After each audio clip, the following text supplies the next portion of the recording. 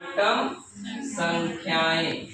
तो क्वांटम संख्याएं वे विशेष संख्याएं हैं जो किसी परमाणु में उपस्थित इलेक्ट्रॉनों की ऊर्जा और स्थिति का क्या करती है, निर्धारण करती हैं। क्वांटम संख्याएं चार प्रकार की हैं। मुख्य क्वांटम संख्या जिसको हम कहते हैं प्रिंसिपल क्वांटम नंबर, इसको रिप्रेजेंट करेंगे किससे, स्मॉल n से।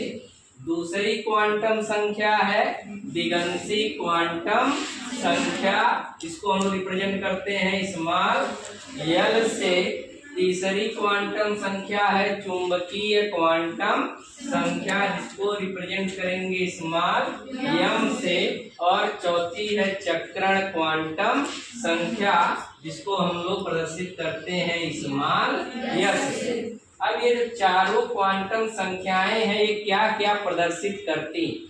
मुख्य क्वांटम संख्या कोश को प्रदर्शित करता है कि इलेक्ट्रॉन किस कोश में उपस्थित है। दिगंशी क्वांटम संख्या उसके त्रिविमीय आकार को प्रदर्शित करता है। चुंबकीय क्वांटम संख्या जो है अभिविन्यास को प्रदर्शित करता है। और चक्रण क्वांटम संख्या इलेक्ट्रॉनों के घूमने की दिशा को क्या करता है, प्रदर्शित करता है। तो मुख्य क्वांटम संख्या कोश को रिप्रेजेंट कर दिया।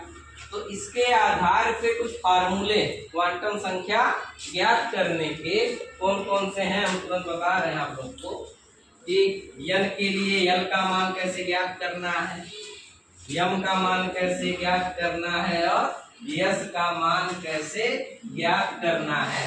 इसको भी नोट कर लीजिएगा आप लोग। जैसे किसी n के लिए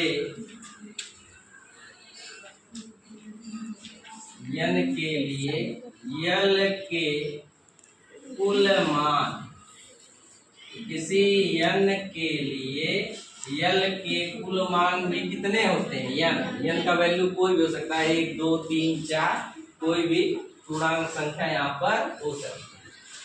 फिर किसी n के लिए m के कुल मान कितना होगा, n का स्क्वायर। फिर किसी n के लिए s के कुल मान, यह कितना होगा, 2n स्क्वायर। इसके अलावा किसी l के लिए m के कुल मान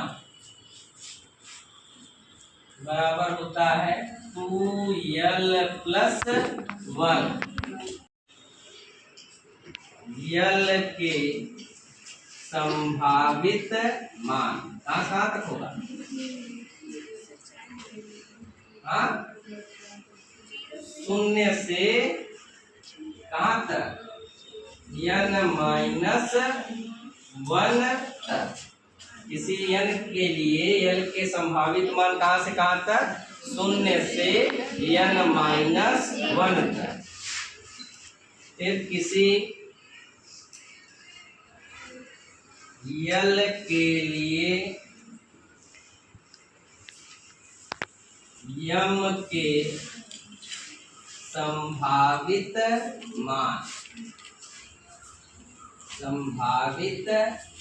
मान बराबर होगा +l से -l तक या -l से +l तक।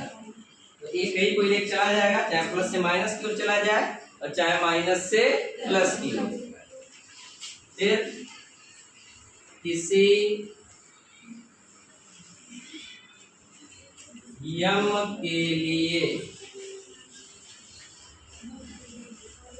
किसी यम के लिए यस के संभावित मान, चाहे +1/2 या -1/2, तो लिख सकते हैं +-1/2। और इसके अलावा यदि यस ऑर्बिटल है तो यस ऑर्बिटल के लिए यल का मान क्या होता है? 0। पी ऑर्बिटल के लिए यल का मान कितना होगा? 1। डी ऑर्बिटल के लिए यल का मान होगा 2 और एफ ऑर्बिटल के लिए यल का मान कितना होता है? 3। और एस ऑर्बिटल की जो आकृति होती है, एस ऑर्बिटल की आकृति होती है गोलाकार। एस ऑर्बिटल की आकृति कैसी होगी? गोलाकार। पी ऑर्बिटल की आकृति होती है डंबल नुमा। जिम में जो डंबल करते हैं कसरत, किसके नुमा होती है? डंबल नुमा। डी ऑर्बिटल की जो आकृति होती है वो होती है द्विडंबल नुमा, 2 डंबल की जैसी। और एफ ऑर्बिटल की आकृति जटिल है, जिसे कागज पर ड्रा नहीं किया जा सकता है। इतना अभी याद रखिएगा, तो क्वेश्चन इस पर हम लोग करेंगे। ठीक है।